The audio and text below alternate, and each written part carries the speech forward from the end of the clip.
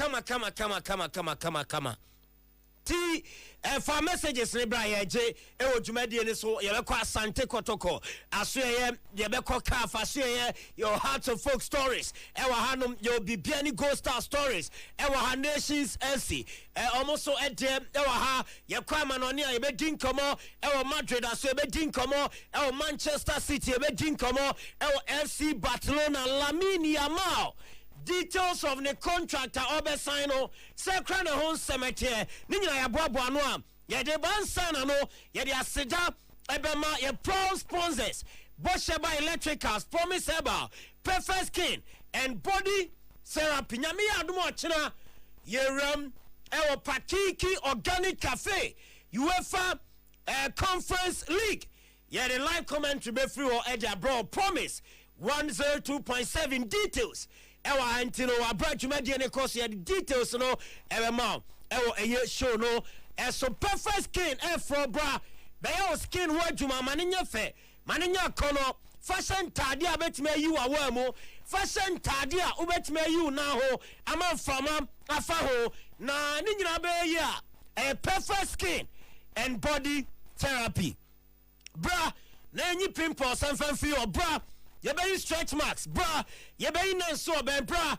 ye be kotwane tattoo ni nyina e dey for Perfect Skin and Body Therapy ya say body slimming stomach reduction cupping therapy body enlargement and a flat tummy Perfect Skin and Body Therapy ye be ni nyina bi e dey ama body no e be fe na ya kono a Perfect Skin and Body Therapy skin no be toso na toso ya Perfect Skin and Body Therapy hu be se ne hu aya frefre wa man ne mema ne nyina no Perfect Skin and Body Therapy obi se anabema de the skin ye de masa nintina de bia na ma o se oba bia nka so feel da no say ade na change man timi kache mema so mu feel o mo what I say na o de bia why skin ba say ade na mi se bia dware kura nware bi and our skin no say oba Perfect Skin na ye be perfect na ma for any chim Kumasi Boshan Abraham Junction Accra Osu Akwaje Park Sita first floor Takrade Yo Ketan Junction Episode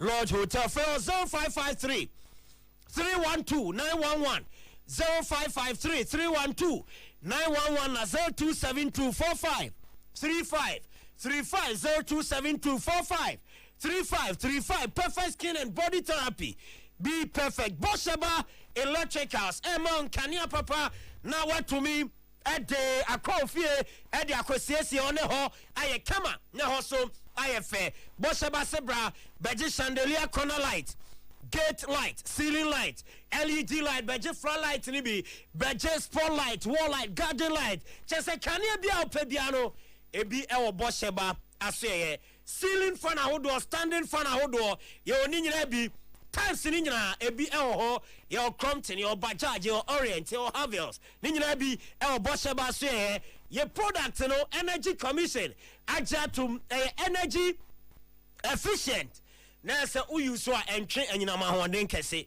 enti nkania ni mafie ye fe no bosome so a nkane a utu aka no ebo ne ye ketwa bi enso ofie Bosheba ena ema we 2 in 1 what as offer bo baako na de akumo no ma mienu standing fan solar powered eze isi jijum kane emfa ho na no me kan me duru fie na anka me vim so ya ate ni nyina ne so breast eye na no e was say sweet na nice na watumi adwimi ye na me duru ye na anka ne ani ho ba bia etum na afi na my face is blacking me yes na yes me ni so awana me kai so me was solar powered standing fan ni bi because ya me kan ja tu ma me na me sen no ba bi heu enti ba jibi na so fa coffee na embo adwuma emfama Bosheba ye branch ni bi ewo Edum PZ yani kejeta market edi anim hwe anteta akofo dan ni mo ewo PZ to a oba Bosheba Plaza ye branches ewo ha ubenya bi na waba beto product ni nyina bi ewo mu 03220 30838 and 0536 095 966 and no Bosheba Electricals ne numbers beji nupa nentu ya diana se beji nupa nem boost immune system beji nupa improve digestion beji nupa ebo manage stress beji nupa na ho sisi no ho so na ye adwuma kama oye adwuma ombre ahoje mapa ewo ho sanu nyina Promise Herbal and ede aba a quality herbal medicines and yeton afei yewo supplements so organic health product de biano ona mema feeling natural and my body no e looking strong and fit na ode aye adwuma no nyina Promise Herbal dalma na unya bi ato ya de ya ama me ne wanse ya de obi benya so a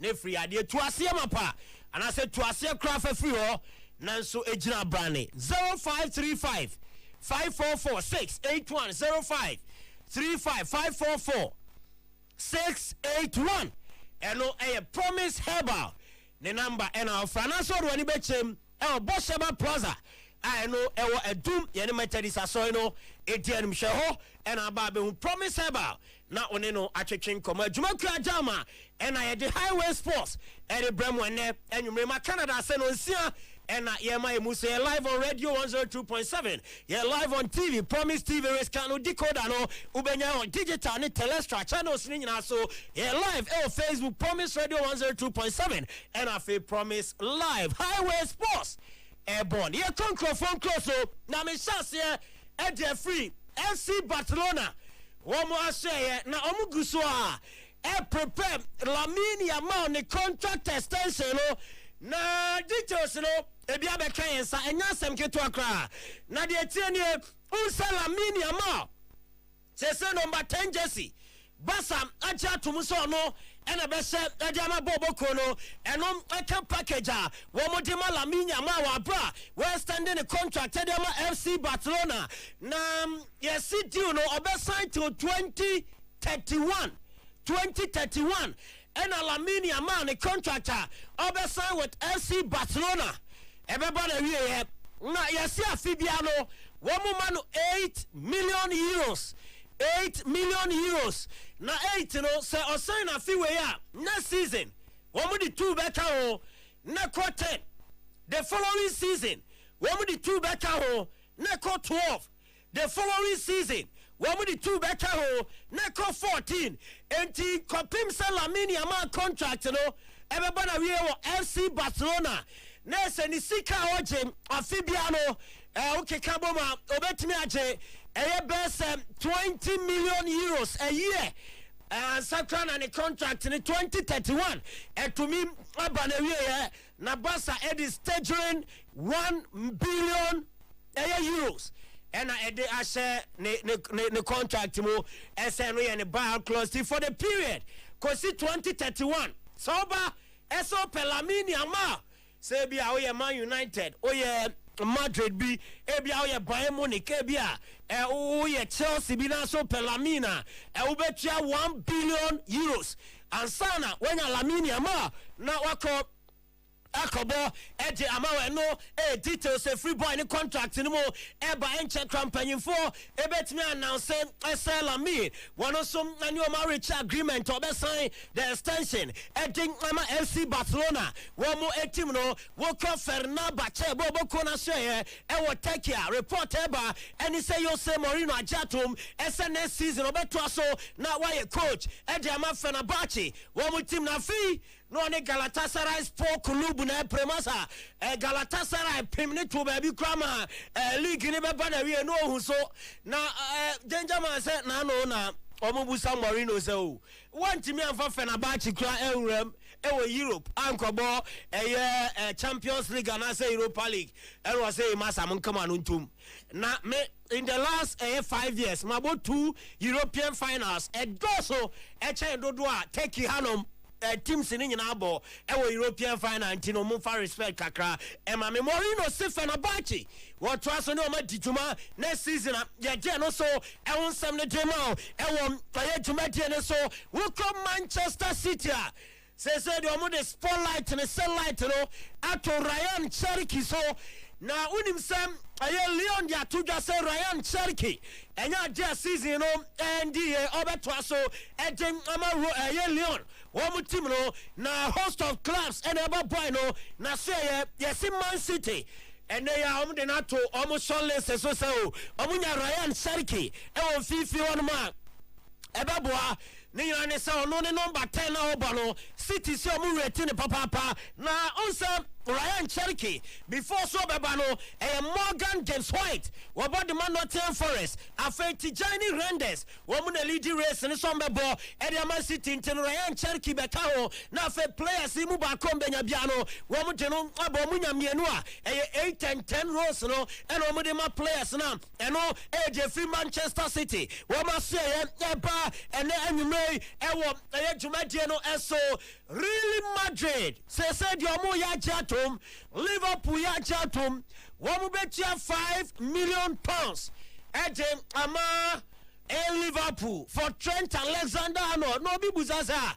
na sa no di June ending the contract so na de tieni onse Madrid say enter players omu hi omu nyina no womu assemble eje ama coach Xabi Alonso nanka Club World Cup watumi eje omo akobo na unse before say player in the contract bend no na Club World Cup no ya start ya ne sakra say ye kejagum eno na Madrid say there be say ya season ball bia nkoso entino 1 month na kano one person mu 5 million pounds and my Liverpool no munya Alexander-Arnold in term na the 1 month contract no coachem Liverpool no bebo and my Madrid Club World Cup ni mo and so some no pa and you may Jumadie so me ko tennis mo na Roland Garros eguso across of French Open clay court nene surprise ba kwesi nyina ne say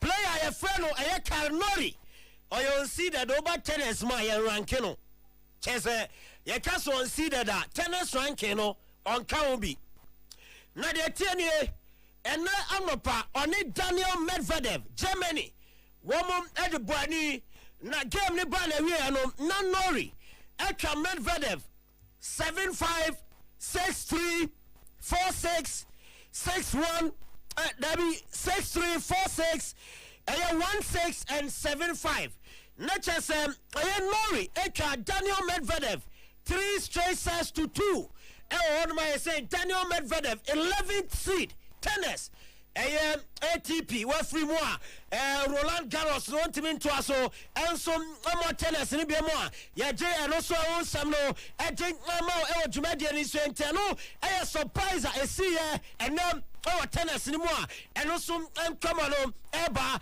other games eguso ekoso ya banana games ni bi enso ekoso tennis ni more ya je also some no amount Jumadie ni so Alexander Zverev and some player your friend is Tien no every American Leonard Tien 3 straight sets 6-3 6-3 6-4 and Alexander Zverev also advancing at the Akon anymore ya did and also some that Alex de Mignon and Sweka Croatian tennis player also your friend Lucas Jerry 3 straight sets 6-3 6-4 7-6 tennis no more and also in common Jumadie so no Manchester so men's singles Roland Garros and also ya some no Jumadie so Newcastle United Thereby Paul Mitchell our sporting director and my Newcastle will reach agreement with Newcastle team no SM season ya and ya John Paul Mitchell so no sporting director and Newcastle so ebobokona no komo and you make for Newcastle sporting director no and wafayenko Julian Nagelsmann and Florian Waits come on now say Nagelsmann and a diamond shot one coach na wakasa edia for Florian Waits ni move to either Bayern Munich and I say Liverpool na say internet and so Florian Waits or trended the show bia ni na say player no or jia to so call Liverpool and sa ebiso say Bayern Munich obeko akobo amomo na ni coach our coach no German national team no or say he tested me and we exchanged a few messages I try to give him tips. If it's Liverpool, it'd be a very good step because he can play in his position. It's a great environment and a super club. And Julian Nagelsmann say, only Florian we said dinkomo. No catch any say, me more tips kakra. So be call Liverpool dia and kebebua papa. Ni ane say a hono a very good step dia man a hono opposition na obono okwa be mo abo Bayern de wanya careful Jamal Musiala akwadai obete to ebi kra na minute apaya fani nyina ma was in Liverpool a good environment and a great club. Edema Florian West here futua Julian Nagelsmann Edema Florian West ahead of the move to either Bayern or Liverpool. You say Liverpool the lead race now. Yeah, and also come on at the amount. Now me come Merseyside. Now my way there Fiance and Liverpool Germany no and akwabi de car masa enye easy or the car be twifa a young crofoni a image very disturbing. Now or the car be twifa crofoni mo do baby na yes sabi the hospital Merseyside police and the report about at the Afasa incident yo wo mu chemo nipa 50 and currently here treaty omo na the 10 yes 11 still one more our hospital or more stable condition. Into a constable Jenny Sims. I don't know your Merseyside police assistant chief. Then come out banano na offer a minor yes or the car conum wadi 53 years. Yes or free West Derby. Now I'm watching a store police custody in England say one more GDS almost suspecting of attempted murder, dangerous driving offenses. And driving while on fit through drugs. Enti yase mine wochi eye ka ni nyina no afa nu bone. Chese wabu Bobby di aguni mu ayese na ni so nyina eye no wine chese ohu ba bi onam. In terms of who crowd we no na ense nipa be 10 bi na gina ho a ekwan dam tinko de fam. Onim samasa pimpim na chese wo ba be twahye mo ho a wo mo gi Liverpool players ne so bom samrane e bon samamomo mudi free chua ne ntentebeni na huruta enyina be pie mo akwa na bonu ama wo hu se nipa kra gina ai video no na wo mo de atoso no fa akwa no hey a dangerous scene viewer discretion advised also baby or the can free bano or the new one side and or 10 and or the the other side. Emma supporters in the corner so yes so I'm calling police and pray me kabi be a Ghana ha and kamai we can no dino. We Ghana and come dino. TSA there's still a police custody yeah they count base and a bono attempted murder, dangerous driving offenses and driving while on fit through drugs. Ewo a Merseyside and also a one seminum eba. Yes, Conte, Juve, Antonio Conte. Na San Comone Babasua. What is a Conte catcher? Juve paying was a Aquana Momoti was a sporting director. A Cristiano Giantoli. Sameba Juve Monsakeno. Mempesameba. No running that's what Tony is maybe I'm on me dini cram and penasem say and this I'm some free Napoli Naples Namabe PM Juve Turina Masame Banaggio Toli Masakene da cry and everywhere no reporter if you are better mamo Jumedian so Bruno Fernandes Bismarck yes young call story no over so what is I he'll happen now yes so mama 72 hours. As 3 days a day, and we decided as well bebo and as well more. Now, Oma Kachen say 72 hours in bar. No man turning can be pull out. Omo man in champion. Na sikaswa omo de tempt you already. And yes, Kaketwao. When you send out to be some money 700,000 pounds on Jinko Dinikwa. Taxes in Kawo. Into Busumi Biano or J. Bese 2.8 million pounds. And they are going to Botombema United 100 million pounds. Wabra almost so pese for Bruno Fernandes.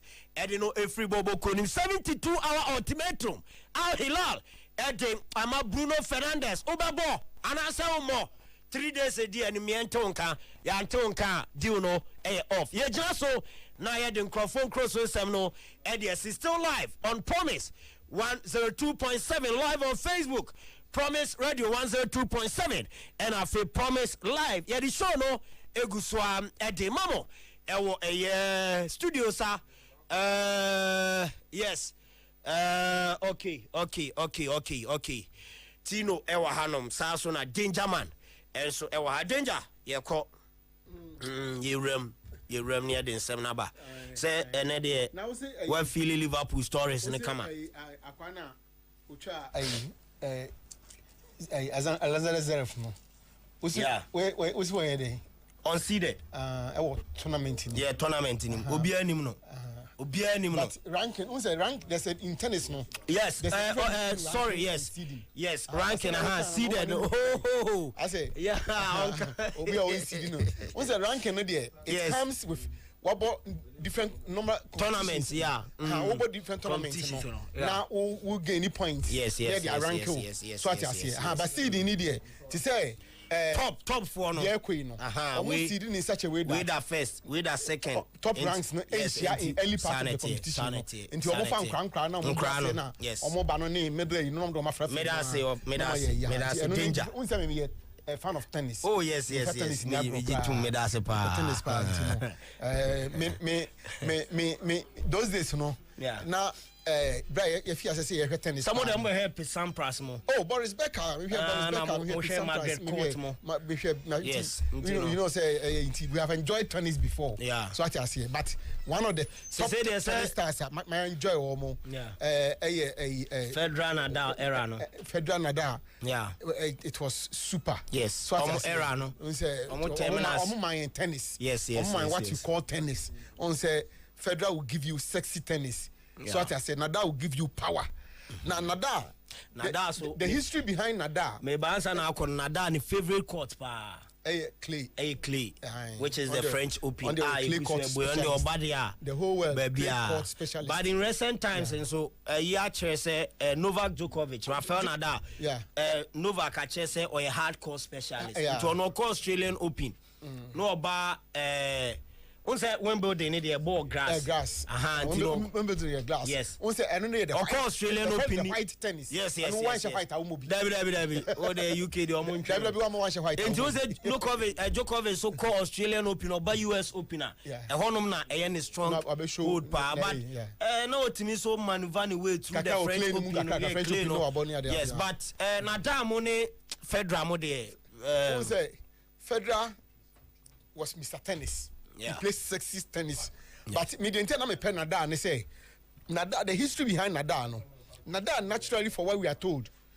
Ni uncle, ni offer. And I'm advising Nadal moving into tennis. Yeah. Nadal was a footballer. I was a Real Madrid fan. Now a Bob football pa. But omu say Nadal MP defeat. Yes. Anytime you walk up ball no baby ana e be show mbiano. No, and no fan ka chense. Masa football there a team game wo ba yire ho ba obi nyire ne ho enti opedi a ene enter into tennis o de onko and there your onko an twa pa na munga mu one on one oni pa na mu de ginam utwa na watwa no so twa wo twa wo again Nadal naturally is a right footed person so on say and also a right-handed person but ne ofani tunu fro ka chen say so person obo tennis na ba ni ya and you use left hand no enti Nadal training and became the best with the left hand to the extent say one way Abeka say naturally not a left-handed person tennis na or no as a person there nanka or a right-handed person but of fear say ni nkrabem no fear say obo tennis no and na odi benkum no ai bossa enti eno actually say you can say practice makes a man perfect no what me the tennis left no abo perfect to the stand say see no wabe a left-handed person or the tennis or the assassin and nay say we assume has one of the best tennis players ever grace the quarter of course untimi friend saying Rafa Nadal infimu kofo bebre John Nkromo nim ne ade nya ba bobi akwa omu nyina bebo a o ma ya ade o ma tennis aye anika aya kono ene ade ba Nadal so ede ne de abeka ho a ene kakra oja ho kwa o ma maka no so ye nyini no na yete Nadal ne Federer din pa ba un se oka all time greats in tennis e man me nyina and this surprising won pa ne say omu based on achievement and fan rank omu Dabi because he was Sammy Novak Djokovic yes normal obeje no yes on so no Grand Slam no 24 24 Grand Slam and also na major we the rank omu but ushema ye rank Roger Federer Rod Laver mo ye rank Steffi Graf Margaret Court omu powerful tennis lady you can have. Steffi Graf, Margaret Court. Yes. Omunyina no Pete Sampras. You rank omunyina ahead of Novak Djokovic. And sometimes we ranking na a surprise o kakra because the Novak at 2 bears at 20 for number be cool. The Novak 2 no. Yes. It is football there na. Ye de World Cup do say. And I think I side with them kakra because you better football and would the obi to say Ellen Haaland ukasa wo boni din but number 9 na wo bono ye hu other players o mabo number 9 ho but 20 na she goes to say ono na to ntane de but they were super but also on the mature no they were just super and so and you know say ugoka wa here no ye stacks no so okay Bjorn Borg yes actually Bjorn Borg from Sweden Andrea Agassi super Andrea Agassi from the US Andrea Agassi munyina no Jimmy Connors another great tennis guys Drew rating out to me say boss ankrofo edi nyina na Novak mo but say there currently Carlos Alcaraz Dani Medvedev Novak Djokovic, Alexander Zverev, yes. Tennis. Good. So if I come message side kakra, I will say post ni ban say. Post ni ban say currently nipa 50 na omu treat omu. Ewo Messi side. Omu hospitals omu di omu kugu ye na emu 11 was stable condition. Omu timi stabilize emu 11. Into 11 if 50 anymore. There's a 39. I'm conditioning. 11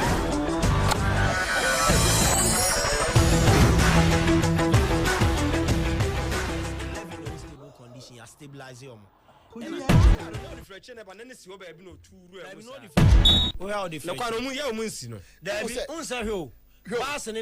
Supporters need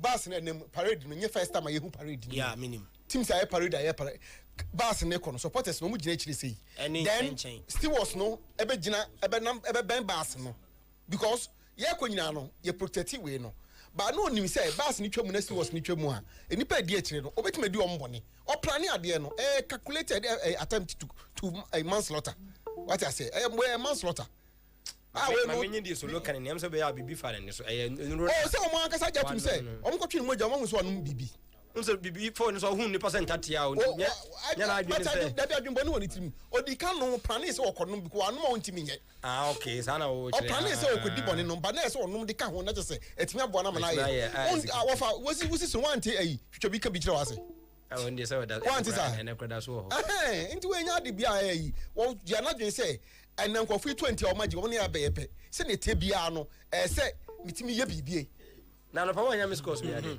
na miss course me be attack me wase ba no kwa ba ko pe se be attack me se ko kire de nti a se nam se ngofo ya o tie so ba se mu die oti wa de yanim no nyo ni pala se Messi sad na wo ho na Manchester simu wo kakra wafa ni na mu nwa bebre sabia brusu bia na mu wa nipa so be di boni de 2 weeks ago no man so da o de be any time o de be bibia nti o plan de dada na o tu ni ka ba bibi na ha no o di ni boni no oko o hwehwe mo be hu ni ha no o mfiri o mu so mbe ndin o so na me dem o ma o me prepare na me bompa e mo se na me bona o mo nto ma ka ketwa no kwa de 40 something na 11 pe na ye dia ka ketwa no kwa de ne ha me 11 no mo timi de o mo na un ko di boni sa de adwumboni se o timi di boni sa se o yes asa nye fine so na dem na Arsenal for no eye bi nde wan ko yes bi wo ho I don't know. Nkofo JJ Cap say na no Newcastle for yebi. Na no ya Tottenham for so yebi. Bibia nsi Liverpool nko. Mo waje crime say no nya na dodo na yo. Obi aye yebi.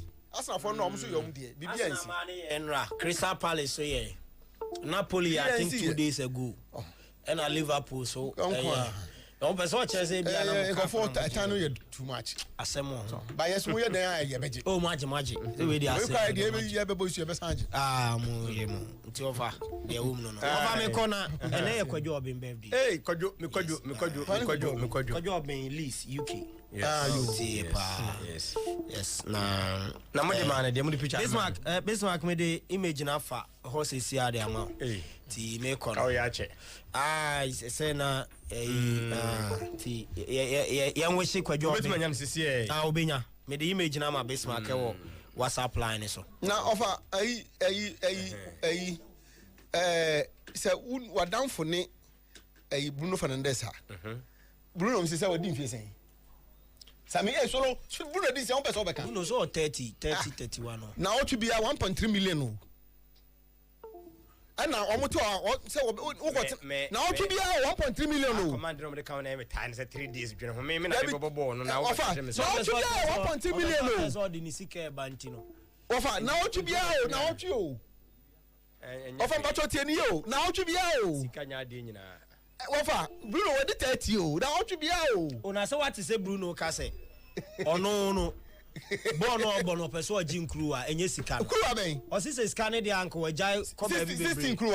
But there be say na they say players are omudi 40 cra. Ache bi mu enye 40 no. Because asem na ye kan. Obi the 16 waji crew a. Kwadwo be fine gentleman. No try dey we do Jamfi Senior High School. O sa. E no say ade kire nye wo Ghana. Eno akwetena bruchi o Leeds UK. Anti. Say Leeds nso ye esoro honum bia. Ai. Leeds. Asa soro honso so nkro ho pa o. Ye we say Kwadwo a happy birthday. Me sure say sa no show ni so our monitor. Kwadwo dey show we so no fanya kwada. Kwadwo ye chia o. Ba ade na sent ji se chana mu di birthday ne ma no wa ha o. Sa. Esa no ya ne hia. Okay. So no wo hosa mo betena so na ochano na odi abana chese afi de Matias afi onu so di no ma beji mo onu no ma beji Kwadwo be we dey ocham ya ni masem ka we dey oba se utie ade na nya fa wi Kwadwo mbacho mo fa nto oba no so Kwadwo oba no na e ka o ye oba no na say necessary it we dey nye ya ti no o sempa Kwadwo ana wa obeka ma na abrochire ma ni fa fa pa Kwadwo we dey yes ye be si Kwadwo ofiama birthday dey here so o be gina ni mu na ye na mo ma gina chi mo ta me chi ya judi eni mu dia wo ta be ha gina chi no na wa ta asa dis am chire ho so ye kama o o gina hu cha ni mu no o so kwa tri dia ya me ye dana se na no pa no so mo me na me se cha ase yeah Liverpool fan they say Ghana ha me na me number 1 me the number 2 what the man about number 2 the whole Ghana me na me number 1 Liverpool Kuncha no on number 50 mu ho be na no kra mo ye you wan go say the woman at Kuncha wan go bi Kuncha also you say yeah Kuncha bomba because when we say Accra there no acting chief justice and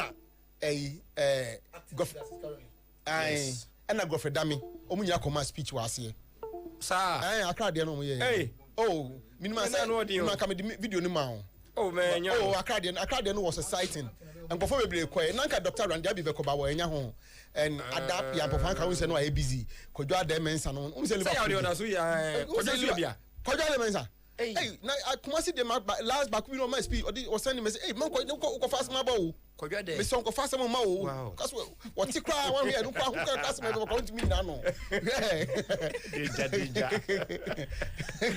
okay we ya ma ko so ti earlier atrasi ho earlier atrasi nti abuja for ye ba be ko na yakwaji efie nsam no na Solomon Carter ene de ekọ obi ema so nti Leeds United Leeds UK ho na Kwadwo ben ewo Kwadwo and a special birthday crew ni nyina no Kwadwo ne yedne to so no happy oh Kwadwo okay yeah man I would apa fine yeah that for be say ready ntio atamfo nyina kana omo kwampanto anim obi man so de wa kuma so na and I make my kind what on crowd be our sabre wa twara ba Facebook na me celebrate ma ko fe me de ka me de manu atum ne de o se ko do because ye share onya mamre bi ada that's the shaken ko joda da okay that's ye te share baba yara pa ko jodo no I see okay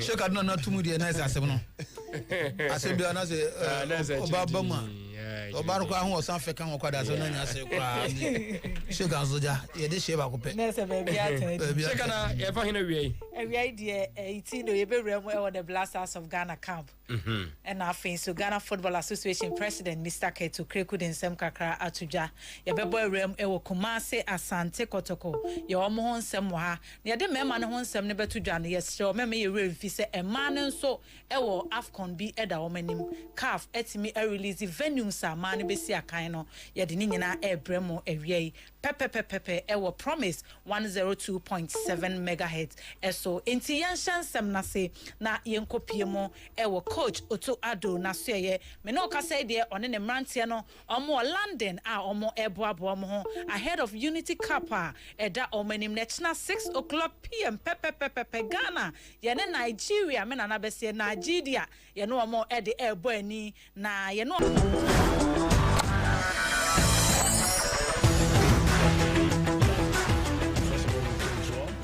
Unfortunately, they will not have enough time to train, but that is what it is. That's what we have to deal with because of the tight nature of the fixture and the days leading up to the game. Yesterday, we had 15 players in training. Some of them did field training, others did light training. Those who played on Sunday, Jordan Ayew played on Sunday, so he had light training and then he came out. Also, Christopher Bunsuba played for his club Genk in a game against Anderlecht, and so he also did light training and came out, and Majid Waris as well did light training and came out.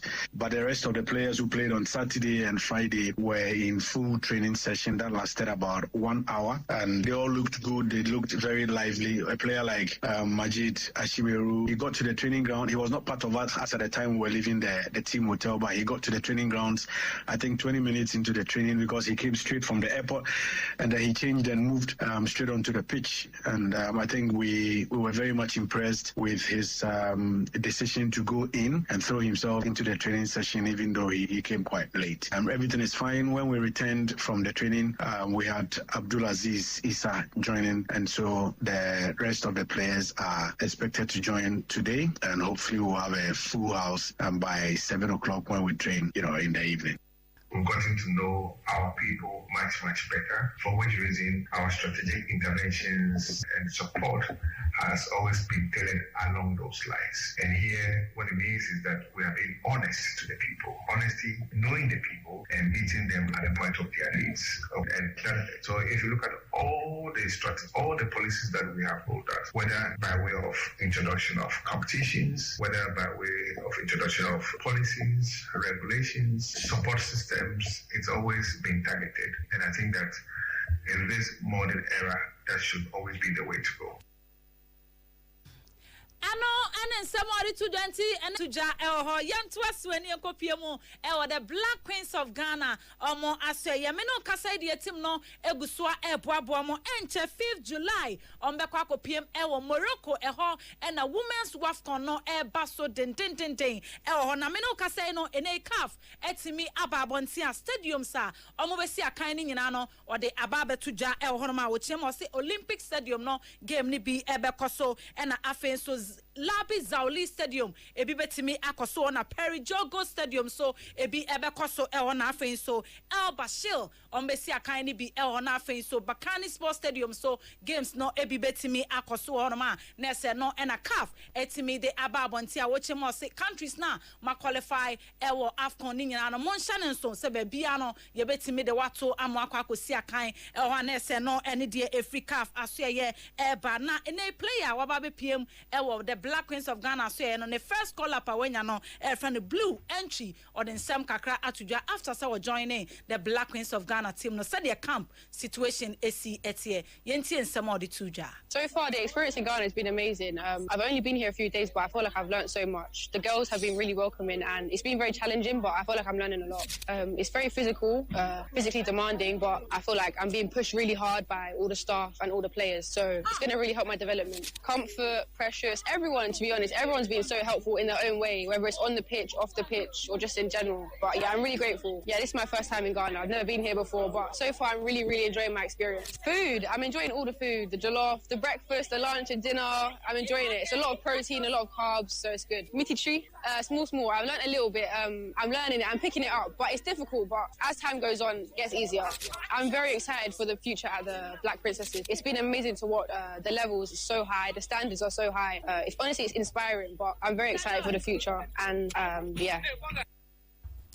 And in summer blue entry ababa wanu si akan e de matatiam na odin sam we nyina etu jaba be piem e the Black Queens of Ghana e camp no yento aso ne enkopiemu e wo ensam fufrom ne enkopiemu Kumasi Asante Kotoko omo aseye me no kasa no e da ochna Wednesday ukopiem e wo AJ Sports Complex at 3 p.m. pepepe omo ebebo ayonkofa akansi Kotoko ene Kumasi Inkumstead FC and a day ever when he or man is a Kumasi Asante Kotoko. Hey, Modi Asembeba. Hey, how many Kumasi Inkum FC, a second division team. Minim de Enidia. And your Comanche. A Comanche. Sir, your second division team be a friend of Comanche. Sir, so yeah. As a Comanche. Sending Cabawon crime, Tom Fring crime ever. The last 3 digits no. Is it letters no? Aye. T S Comanche. Debbie, I said T no pronounce you. The Comanche. Aye. T no pronounce it. No Kotoko go for me. So much say no here dim be here say profile saja. What about tell shake was especially because Sunday or morning media man e dey be nti. Na Tino K5 akasa. Anopane ne twetwe nkomo ofia o de nsem kakra tudwa onso amukopie mu e o baabi ani no wantwi na esi peche ne so no e na o de aba betudwa se o kirema o se e wo se nka supporters no omutu omukro mu omo yesa no na se wo kwa awe ya na o mede akire kobi na ese omo de esi ani se ne de sa na ba ne sa de na ese omo de mungamu omo de ayeyiye mu a o de yenko ne enkotie nsem ne mfamfiri na no Momo ba, mo fa supporters na teams the brave over 90% mo fa supporters dia ba. First na cornerstone. Supporters, ye no cornerstone supporters. Ye dia shame pipe ye wi obi akọ ne baby. Asem dia ne ho. Na we ono ba on fa ne supporter na o free sim no fa ne ma. Mo fa mo supporters no mo free sim no mra. Na kiye nyina ye nhwe. Oh, na mo hu se mo fa mo supporters menti. Officials nso ntimi nkobo. Na officials no kọ mo ba no. Mr. B kra ye bo fu na ye kana so na do be ba. Ye ne be ba. Yeah, fast animal. Yeah, no need problem because we official. Now we support an idea. Yeah, best see no. And ni pan kasa. E ma ne ntia se there be asem e ba no. O de enya hwe bra. Da betena. Na ye dey. Nipa ba akopɛ. Na ye dey. And you blame me there wo mo ho. And Tino K5 no. No, I fit an ho dey. Ba say. E ba say me mo be yes, I said dey ne sia bre. They say was say. Mo enti they say ya mo makwan. Mo support us. E ba say be floor. O jiri hu dis. Na no nya dia ko be ka say dia dia. Anya supporters na. There be ba so say enya ba bia ni nko an wo kan. Was this a clubs no omo kwa we na omo for omo nko bio or refer to first omo e corners am dia shame na we enya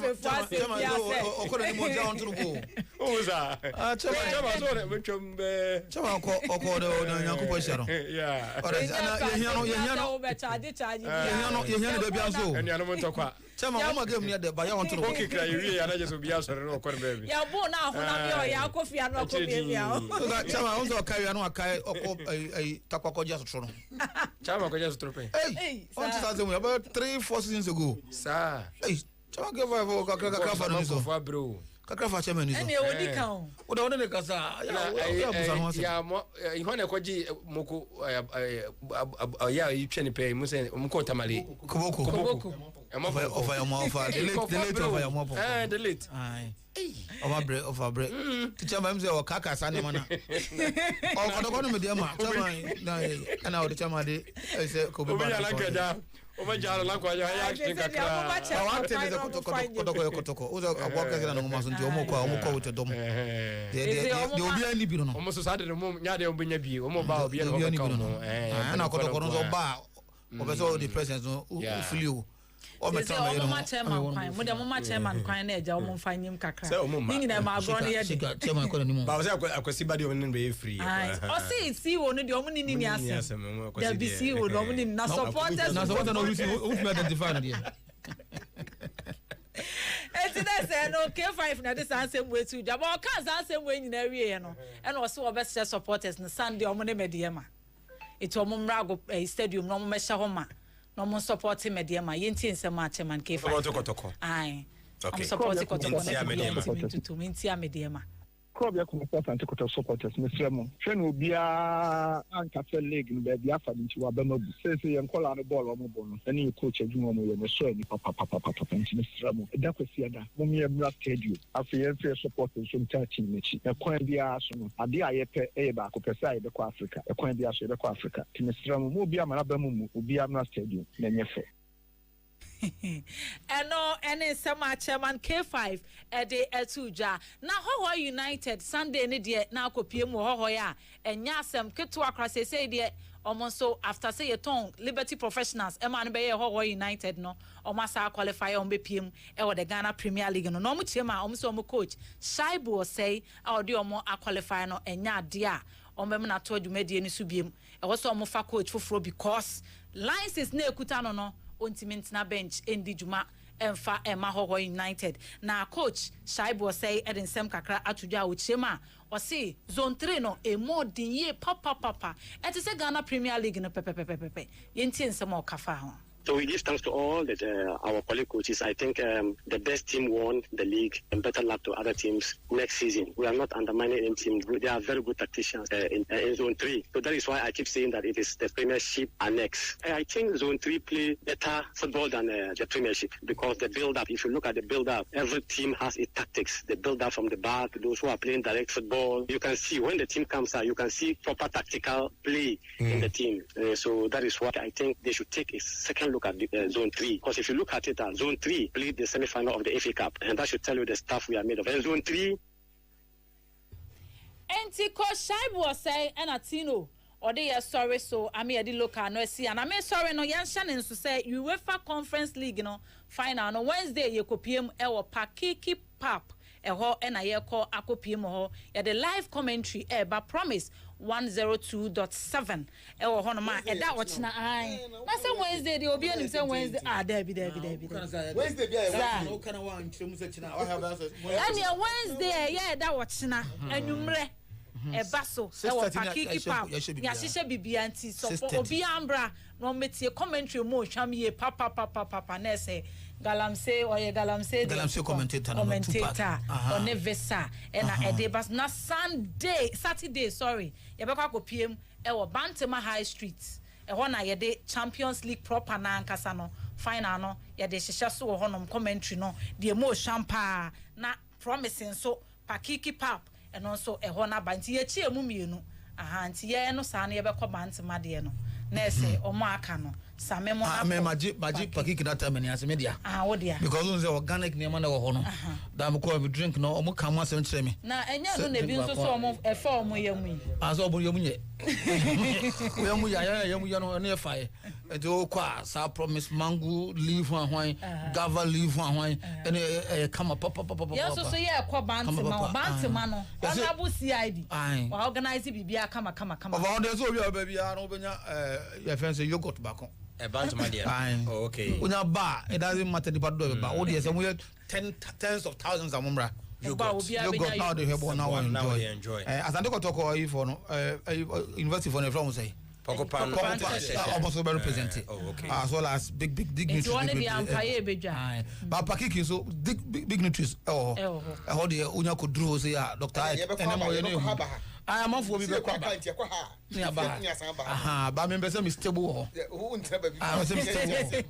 because of organic Helen, you better was it. Nah, anyway, I'm my answer. Namisha, no man, not to make a real fee. Oh, no, or say, okay. Omabu mketim. Send the ambassador and would diboni or Johnny. What diboni no Johnny? Just a buna ketim. And it's a better one.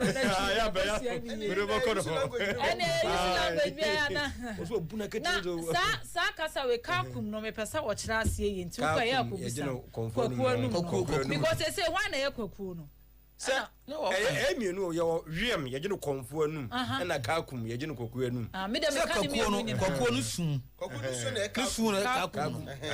What I say? It is a calcum. Okay. As the other barber, I send me back. Wrong. Now you are your friends, Reverend, Oma, who's a question as of one. Say, one cocoon.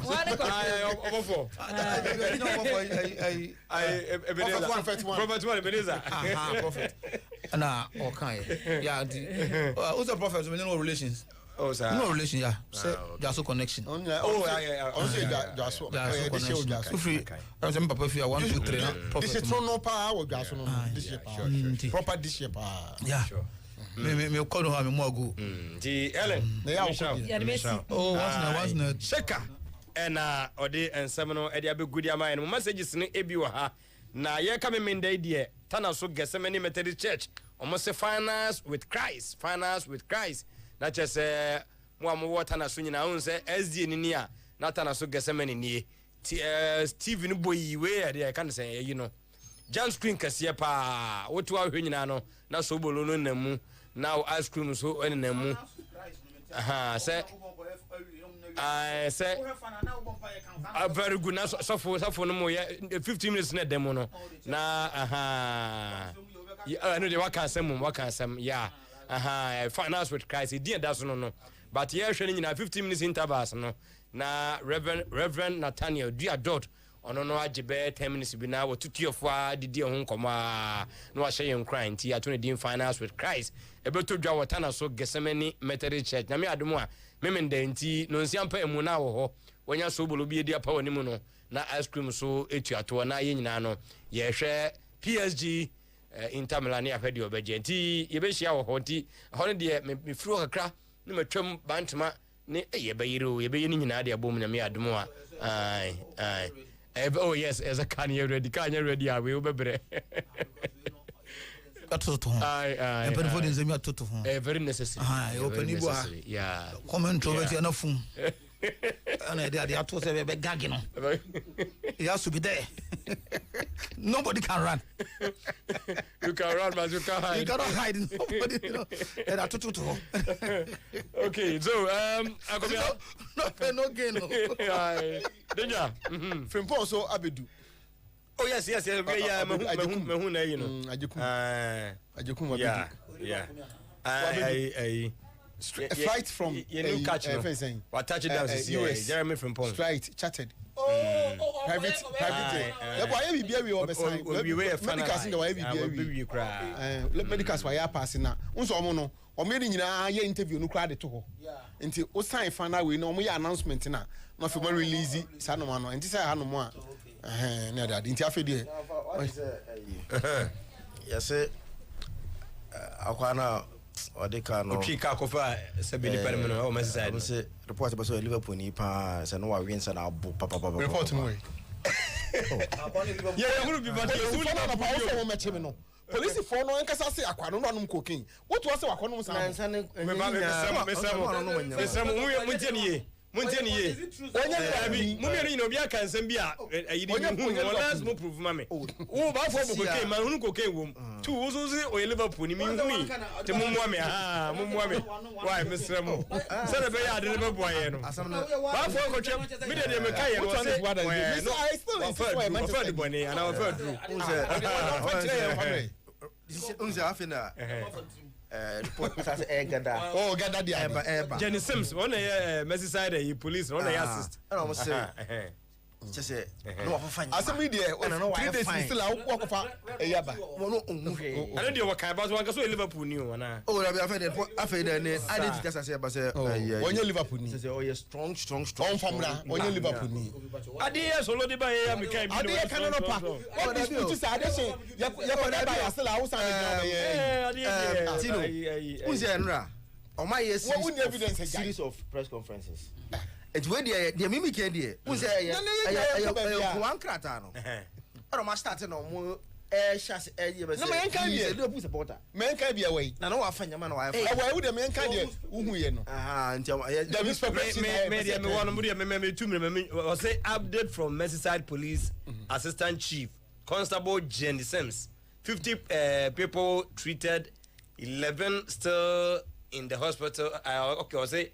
The 11 still in the hospital are all in stable condition. 53-year-old man from West Derby arrested on suspicion of attempted murder, dangerous driving, 53, dangerous driving offenses and driving while unfit through drugs. He remains in custody. James P.S. Nana Nishasi.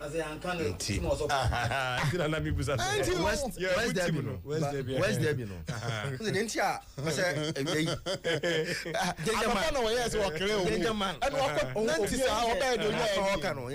Derby, no. Liverpool, area Liverpool. Nothing. Liverpool. Liverpool Cromonum Nana. West Derby. I never be a flu. Derby, like it's an area in Liverpool. Say teach him so. And 20 minutes for 2 Manchester. It's West Derby, no. Liverpool area where Liverpool. The father of the matter is that Liverpool supporters I'm going to take Liverpool. Yes. You can't be bad. Now because of if you have a person now or dispute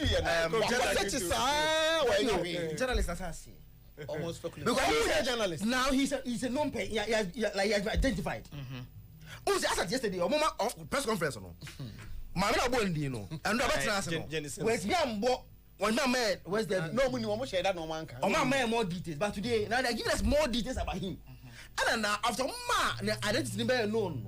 Now the journalists and newspapers in England are reporting say he's a non-supporter. He's a non. Go to Twitter. I should go to where? Oh, yeah, but yes, some message be about you. Was it thank you offer for your birthday wish this morning? I'm grateful to the entire sports crew. I have had some discussions with Born Again through Friday. Could you have been say Nami Adam Fiada? One of the pictures. UK or UK? At least. Oh, okay. I was one born a dim community. What you are saying? Okay. So Okobano say akrani numu a wonche. Okobano.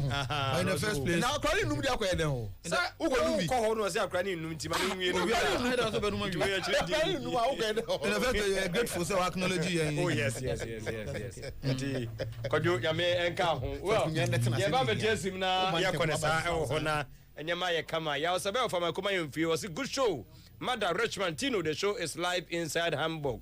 Greetings to you all, DJ Richmond and Ima Omodiano Andrews La Liga Aqua. I'm watching the show live from Bodi New Side, Boris B. Was the Highway Sports is live. Nediano Koju Ben Makai Nediana Wada ya say Elwo the birthday no Inti Kati Ayala every so happy birthday. I said this guy is either Everton or Manchester United supporter. Could you be so at the end? No. Okay. I was say I can't be Manchester and I say Everton supporter. Because I know we supporter. Sir. I know we supporter. Barry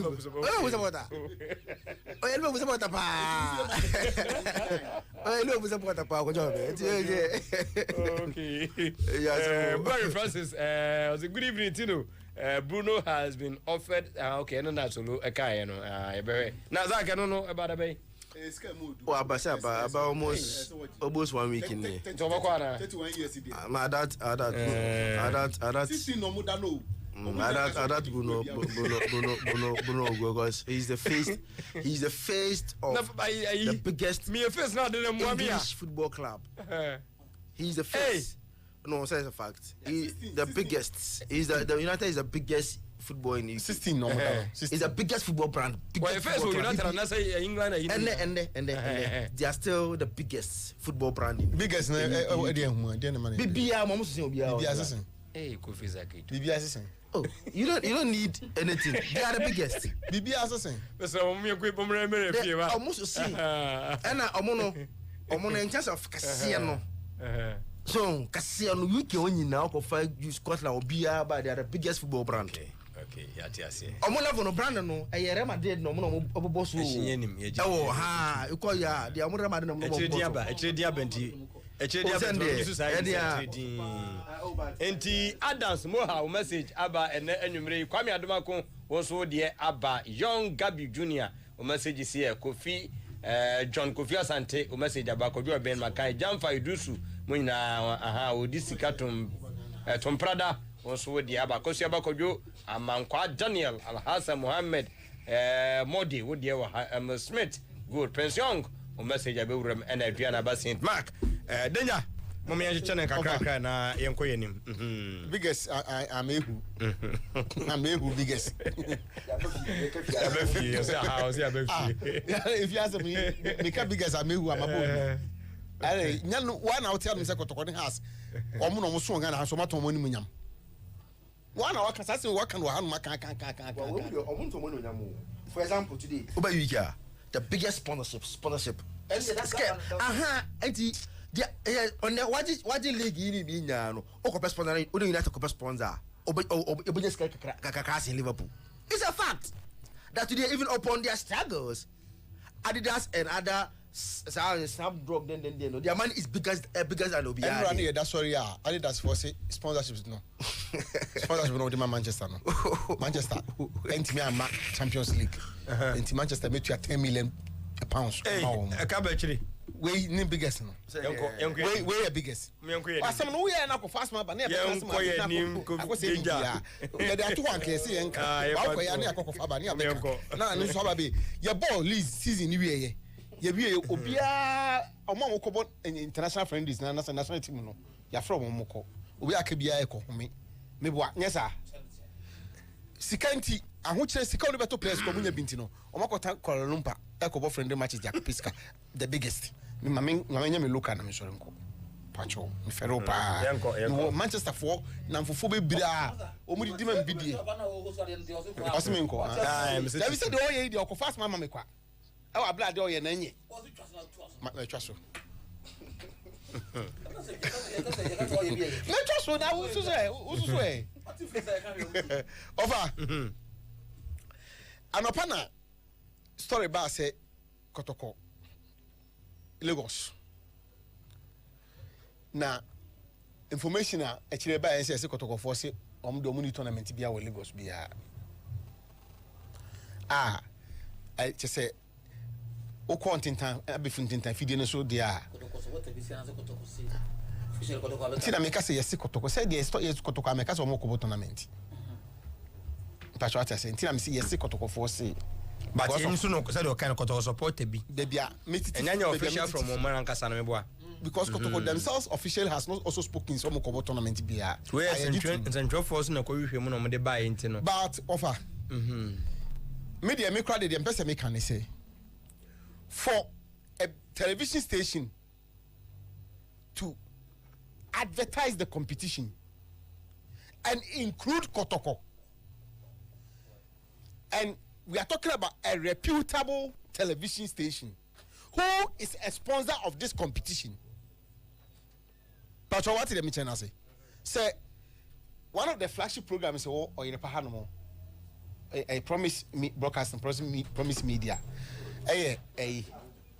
enkwano program no e friend same enkwano program no Kate enkwano program no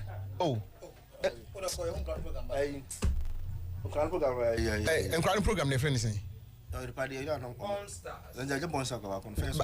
first one no say yen ya advertise so ene nipa we ka ho ya selection we ka ho so obi hu no fa no wo ka ho asem a e be din se obi begrudge nipa ne say ebia wa ye fake story and I say bibietisa of ambacho me news what him say. In fact, I will not even need to bother to go and ask the various clubs no say mo ka ho bia na mo nka ho.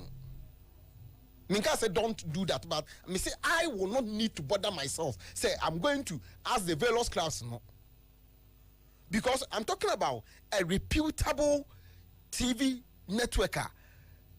They will not just publish such a thing for nothing, for any reason, because they wouldn't even they don't need to ride on the propriety of these clubs, you know, to be where they are.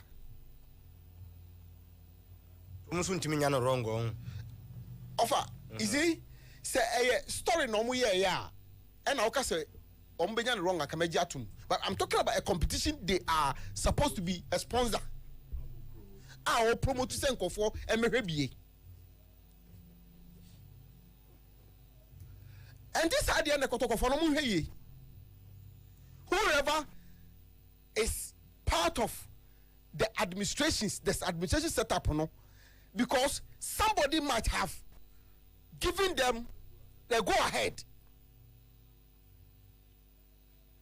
This cannot happen out of nothing. And it's they supposed describe. I mean, they say now. Who can describe him as a Jumaku Cassia? But so we might go ahead. There's also train official. Meaning say verbal meeting might go ahead, but not train official release video also for that effect too. And no never mind. Didn't dim. Meaning so also to not necessary. Not necessary. Many bad workers are from Kotoko, but for BHS and I fan cratas and Mukran also. Say no that's what they are. Now as a signature as I say. Yes idea. Who can say me me too, but you see, what the time norms on the competition, no. So if I say promote 6 to 16 promotion start now. I want to say you're trying 1 week to the tournament and you who they will know. And to say wouldn't any verbal agreement. It is good them to be good to go. And we are talking about a club like Kotoko. Respect. I want to say your word will be your word. I want to say whoever represents Kotoko in such discussions and negotiations, you know, only an ordinary person, only a reflect. Ow, we don't know him and I say and Sumano. Kotoko as an entity, and Kasai. Melibra Aitum say yes, a supporter bina or make statements there, Kotoko needs such competition. And not just as a Kotoko at all costs, Kotoko react. Maybe they are locked up in the meeting, discussions, the nitty-gritties of it, they will come out. So, as about for your conclusion, and I can make us on Kotoko's side. Now, go and deal with a supporter or this idea, ever two, or but discredit the reporter I buy. But also, maybe the other clear. Dance over here and say, as a Kotoko. And to the extent that sending out for the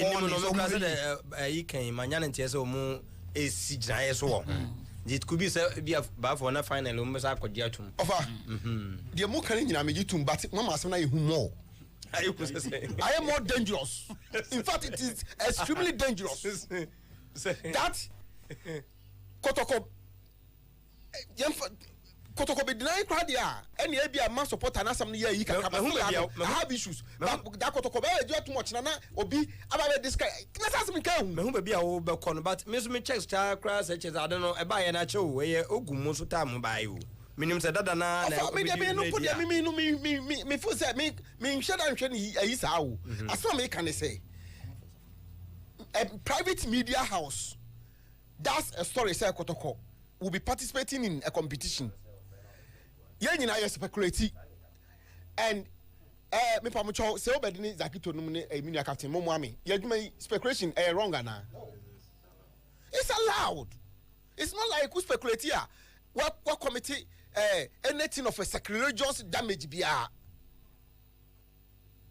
But also what I say, it is say yes speculating the cat, but in our yes speculation anymore.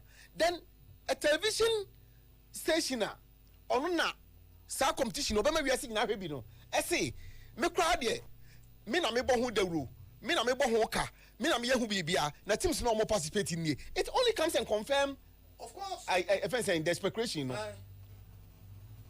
and say if you want to discredit it you want to do more but me questions are be sample no me nua me do asem the tum but me asem ni say whoever the organizers were dealing with a man who came at television station ni nya akwan e de babo ntin be ball who the ro no organizers no first kotoko sade say no munyi ntu mu no that person the club could come as watching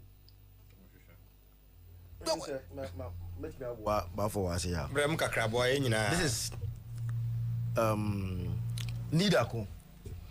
I've seen a message somewhere he's claiming. I'm sure we use word claiming now. I'm not wrong. Claiming say or no organizers no let nation him say on from Kotoko. So he handed over the letter to Akoto. I've seen that message. On a claim say organizers na so FR so. Okay. And I letter no man say on from Asante Kotoko. Asante Kotoko. So he also handed it over to Nidako. Akoto. Then after handing over ma Akoto no Ogumo. As at that time Ogumo was very influential in terms of the she making Akotoko and those kind of things. So we know that's what comes. Yeah, I mean, you know. What I'm told is they brushed it off. Say they are not interested. They are not interested. They did not respond to the letter. Yes, I want to believe. I'm sure say based on almost the smart. Almost the smart. Nidako no. Say no mo can so omo you know. Ono so smart. So and Nidako catch omo so kotoko say omo mo. So Nidako officially told them as is in the communication and me months watch no ono dia na me kan ono dia na ogusu kan say omo kan che ono so ka che organize for ne say kono ko se omo nya interested and o kan san che omo and that was on the side how the communication ended on his part. Now from Kotoko's perspective as a club, what we've gathered and they say yes no as Nidaku is claiming a letter about Kotoko affirm say they are being invited for such a tournament and at that time Kotoko have confirmed say omo interested so the communication come organized for say omo but it wasn't something that was written. Yeah, you can almost verbal say they are not interested because our plans are different. So what I say. Now, after second thoughts, it's also bad you know. Now management today in a meeting on my table as one of on my agenda I'm going to discuss it to consider the proposal once again as already to play and as we speak on the meeting I can't one of more agenda some discuss it because officially Kotoko any Timura any discussion on precision as to where they will go and do all the omunyan discuss here cry omunyan discuss here cry and you know I'm told say in the meeting after today and I'm better take a decision if the conditions in our tournament then they consider no more say after the bebo say ni then officially no more team work upon man say your precision no say ni your person then ye no o makasa no musa European tour bi nso na ni yometman me nyina bom no sisi ade there's nothing on the table now and I'm going to say this communication about and we say na make no Preseason, no, there's nothing on the table because they've not met up himself to discuss their preseason. And Kotoko bet me amo like preseason shadows after me help him so. Ama and never be yaje to manasa engine too. And see, preseason no nothing has been like table. Young can say you someone they don't know where they are going, even though there are some suggestions. Bia, we see between the we say Ebia, see the okay now. Nkofobia from Ebia, between Mwakwa, that one it is on the table. Nkofobia approach or in terms of say. Je pese Kenya I don't know kwa. Ebimun e dey about too many. Eti today's news na about bonten no. And I trigger because I say first no.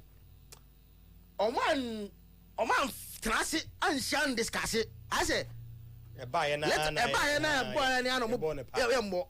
Ani omo brush off some omo mo. So eti organize no. Where Ebi arrange man nsem no eye ni say obi ayakata o makata so mombo no nte dey na still na no that's do mo pay promo e ka omo teams omo dey promo because officially could have told them verbally as at that time no so omo verbally na bet my fan official say verbal part of communication no a part of communication with fan official it's not go catch omo so omo mo and the problem that na mimi now time na me briefing say how can such an important something man can discuss because truth is that the IMC didn't meet to take that decision on it say that is where sometimes management it needs a lot of work. This is Bena Omujina so they rejected offer. I don't know what can say coach yes, at least as a management team or managing club no. Yamfane said this offer abase maybe at the end of the season this competition tournament invitational tournament maybe Kotoko is being invited to be part of it to participate in it no on be mawo e normal omudi gu akwemu a ebe ma obetima participate ebia nipa dodo say na ebeba na se pese modeba ebia flight arrangement ye fa ho ka ebia appearance fee say ebia from every stage bia no sika say ni na wom all these things will be part of the proposal na omodebe bre ho no and you sit and look at it and see say okay Kotoko no apart from say it's a football club playing football for entertainment it's also a business and entity it's supposed to generate revenue and to I say every year ni nyina no sa tournament we kra betima Kotoko some good money because Kotoko season yi ade sika bebo Kotoko no it's supposed to be gate no ye empty sponsorship yi enhye da nya ebia eburusu bia Kotoko sika betim numu no enye enough and if there's an opportunity like this Kotoko betim the generative revenue management and transfer and discuss it one person so moto throws it away and then that is it and the media speak to it then the same management sit on it and are discussing it ade we dey actually madwin okay until like for casos na me today if you listen to the Kotoko IMC say ayano kro say anyano kro you say nipa dey unu a na asem bia na di agugu so because today all they are saying is that any ogum decision I don't know Zakito bin enka say no kre and asa nya no kre but what they are saying is time na ni ba ye no and akoto border man say no say I'm not interested. So he brushed it off. That is where now I'm going to say the IMC say be a better coach or the avenue. I mean, Nana will be tempted to be the CEO if you like the IMC chairman.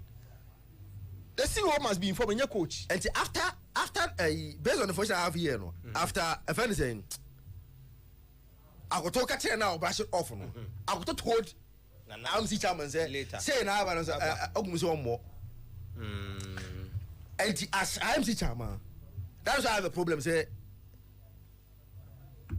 ye ka sa ate o no yeah and one man on to 2 years e ben coach no busa no say letter there by ready na wo obrashin also ommo almost jan tras ko tra now afa de ye ho advert because I'm sure say oye kotokwa you be tempted because if you have go prison tournament or DSTV so and the class involved no na man me catch on this see as ma catch no almost they are in a meeting currently discussing it me say packaging crew so nya bad me say no after they are in a meeting etene or the perform break is that story no mu ye no and now o ma be anti so almost ni yakobo friendly games keke na o DSTV so and the teams involved by shooting stars are not small clubs Antalya any shooting stars they are not small clubs sports any Antalya they are not small clubs and the teams that are involved and the fact that your coverage on DSTV and that if Kotoko will be playing in Africa you may be meeting this kind of things and I'm afraid quickly now so omo consider to take a decision on it and do and I think say the IMC and also and care back with the catch wrong and also to because how they take decisions say based on the okay you can say the SCSA we omunu wo we yan de mo be ya say obi am say yambo na me ka say ai mama mo obi am nya bibia wi am Portugal ayi over ansa na say obedi be ba no the information I'm picking obi na yi sesia omo ti say Ghana media discuss ya say kotokofo so mo no ese nkofo no won say anopana time kan has ese nkofo no yi kotokofo film the house abeshim the kotokofo no pa omo nyai how we dey searching we say bebe de mo we dey mama we hint kakra mama we ni anu na for hint kakra nti ade enche no we beti say house abeshe kotokwa na omo kobo na asim bia de na sem ko some of these things, you know, that was a problem they were facing in the past. Now I said decision making I some stuff because last season on Zimbu were out here. I didn't say the coach had too much power to take decisions on certain things.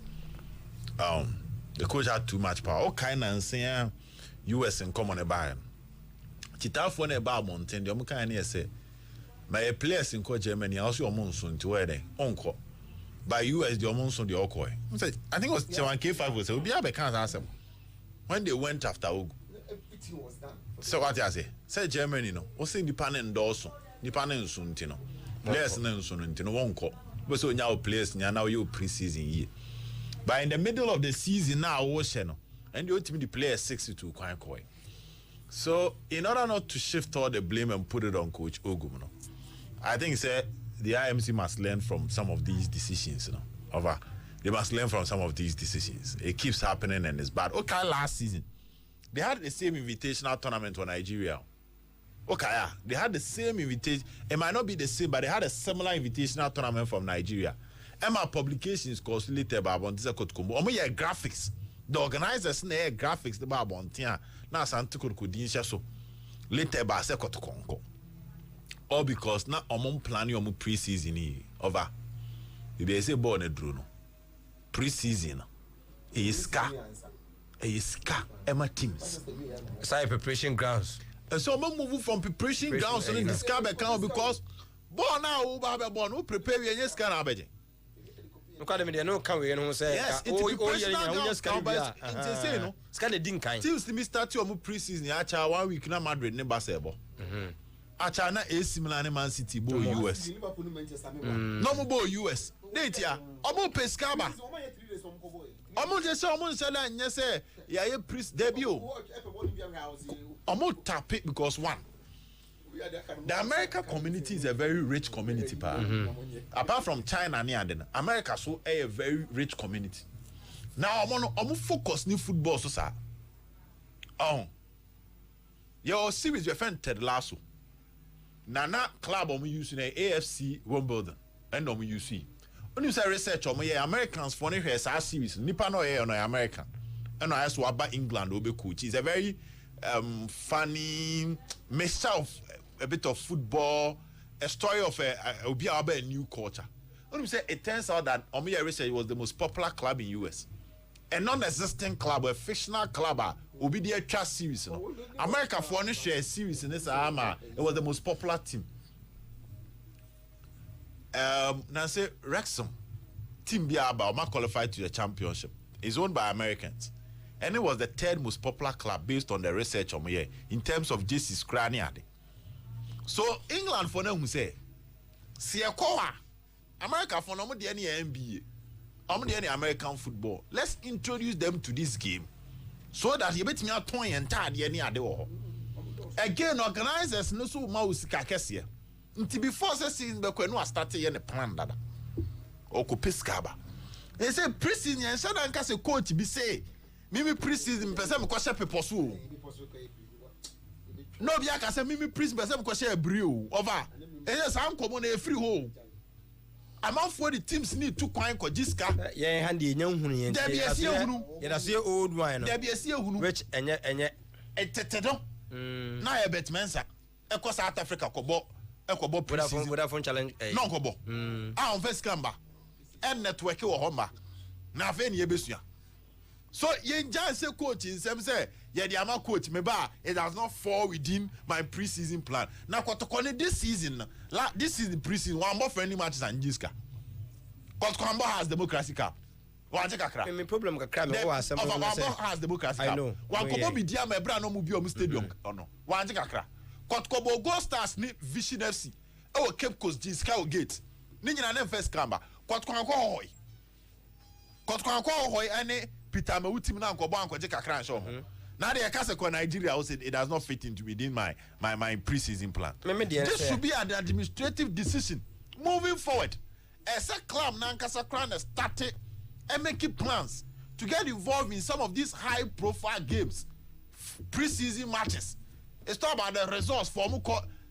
Now then in first you started preseason, you started low profile. And then low profile and I'm for you. We a professional player but started born young. Then they'll be working on your fitness behind the scenes. And over, Sunday morning, you say BCBM. It might look like Nigeria, keke. So what I say, Pankam quite credit, ebeba. Now I'm at $50,000. I saw Ghana Premier League no about the whole season. $25,000. Beside the flight, I will be a better than I. 92 say. Cause Kwanko somebody ever Tanzania. And a crowd in bimbo. Somebody in December for common frequent could be because you are not even playing in the Champions League or even doing well. Now have a frost on about somebody. And to Kotoko must connect, they must connect. I was so. And your friendly match number soon harm you. But how the decision was taken. Why have us to take a decision ahead? You peer too, baby.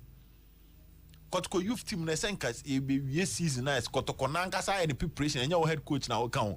What the Omanam Germany or the Omanam that should be it. I feel a bit sad around how the decision was taken. Many actually the baby as a kid today, but said, Dimes in this meeting to take a decision on it. That should be the right way. No, that should be the right way. What was the emotional state of the person that would take the decision for the big club Kotoko? Maybe at that time, now the person was emotional. It just the enemy to baby. Yeah, what structures, organization when it comes to taking decisions. But organizers, no, I'm a bit surprised. Many danger I had. Over. You cannot sell the image or the name of a musician. So the neighbor show. Na musician on TSA. With me see you. And I think a crewman come out for the be show. Near Chichenko for go flyer so. Last minute near Castle Mumbai, but I have to advance ticket near Giscadi. Yan is how. I want to make danger, and I mean, and Naka cram. Sorry, when I'm going to want to land straight or a line. Okay, in Team Patrol, more a honomono. If I'm saying. Sandroom when I Facebook could order my send yaba of our debana what kind because once I make I say has me pick say has been added on what has been sent to me right now and Ndokona trust us give this to your crew and after ko dey buy ya na sabu na bekan so obed no bekan zakito obi abekan I say man shema me na enyanko ho na so I think there's a website also Ghanaian Giants Asante Kotoko have been officially confirmed as participant in the 2025 edition of ECU International Cup, a high-profile pre-season tournament scheduled to run from July 6th to July 16th. Okay. Kumasi-based club received a late but welcome invitation after the slot initially extended to their arch rivals, Heart to Folk, was withdrawn.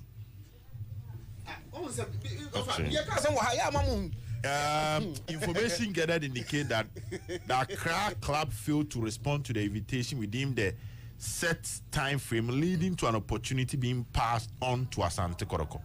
So based on this release here, where latest 27th May 2025. Minim website, and then 27th.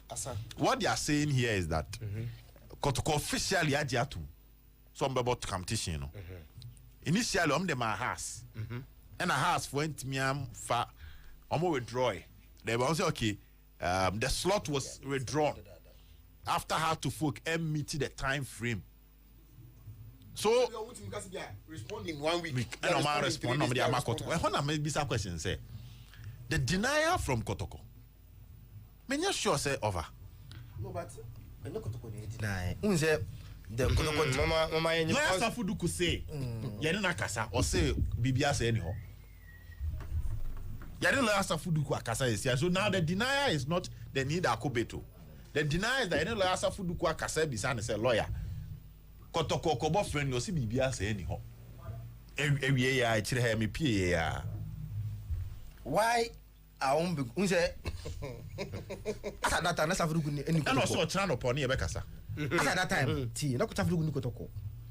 Now I can also say it on authority say the IMC have confirmed say they received such a letter. Me I'm saying it on authority. Besides omo kobo bo no si bibia say anyhow. Oh send there. But because IMC also confirmed say almost need tournament to be able. Because they rejected it. Because the coach told them point blank say the precision plan and count until they rejected it. And I'm communicating more organizers so more. And what I may say, I say organizers. Knowing the implication of including a club like Asante, when your local organizer down to a be better. About your local organizer, where you're outside. Now the club KCSA be advertise or platformer all over Africa. It raises a lot of questions. Is either the organizers are extremely incompetent, extremely, and they don't care about legal implications. And their image. What you say? That means we can even question teams ne gusuno kran whether indeed Omaji to and Omunji. What you them in common say? Because Sekotoko declares on board then automatically you don't even risk it by including Asante Kotoko in the conversation. But for them to do it, go ahead with promo. Get a video to promote the game, no? It should tell you that they had some form of assurance and confirmation from Kotoko. Either they had an assurance from Kotoko or they are extremely incompetent. I'm not funny, serious. Okay. Enti atwetwe maso kakra. But Safudu kusi ochina. Okay. O say no mu ye meeting. O say o meeting. I say. Menya ne say Lands Commissioner Asante Nyini bi ye de no be ko. As chairman for Asante region. Enti ebia ho meeting kura na oya yentimi hu. No, but what I know is Kotoko is having a meeting today. Kotoko is also having a meeting. They're having a meeting. You name near which is the or what's here. Like Zach say is kind, you know. In free or minimum cry, a matter of yen the more came a fan aside because a be an answer abuse a coach in the Mudium can say, Yam and a coban sa. See, I'm no can say, dear. Dampen for enrich and a crown on I say. On why the confirmation very good. And after today's meeting, and I made the decision say we be boy then the official communicate to the organizer say listen. Where cease to 16th. Cease to 16th. Yes, what it means that probably Kotoko FA Cup in the 15th June. If I'm not wrong, 15th June. No. July. In terms of about 15th, you probably might not break the players, sir. Because over Caesar, the competition started Caesar. Roughly by 4th, you should be there. And I saw Timnya be 2 weeks training before 4th. Until you send your to 10 days, 10 days pre-season competition. And you're bad. It looks good out there, but the decision making around Kotoko. No, it's something that we have to. How do you take decisions? And it comes back to how the IMC in the formation, coach Eka IMC, very powerful certain decisions because either way, I'm sure say Nankebeton or discussing Ebianca, and then discussion will not be like this. But and my problem is how such an important is I go to coach me when coach member. He's a coach no and 20 minutes one be an annual on one as you take his. No, but truth is that it wasn't a like collective decision. Because on crowd the car said you say no one penny. And I mean who's the other say later on I coach in reject here. I go to the IMC chairman. To one of me point say I go to board man, there should have been like leadership to take I didn't tell someone else. Let be so hard as it. But I say, I'm going to Musa. I say, oh, somebody and the young fans are and go. Then you have 1 minute to be in fan focus. No, young comrade, young comrade. Okay. 0536 161 607 0201 941 461. 0536 161 607 0201 941 461. And any lines me no I did Jumafrana. What do radio set no why in a short amount near to me. Ababy. Hello, good evening. Hello. You're from the capital. Secretary organizer. Okay, Kabi. Yo. Yeah, make can say. Yes, I am penny for a tournament, M1 Omunchu Omun. But the bad ones, dear, and Omunko, and my so more Omun, the bad one, dear, now Muko. But I say, yo, I say, I need a penny papa. Hello, good evening. Clementino, the darling boy, hey. What do radio no? And that's some feedback. A boys and I can say. It seems that this is a proper pre-season preparation because Unya a club like a Nimba Shooting Stars and Super Sports and other clubs a bit prepare very good to the next season. So Koto I think the administration plan are very weak because it should be discussed by one person and also any back take a decision. And what's a Koto as a club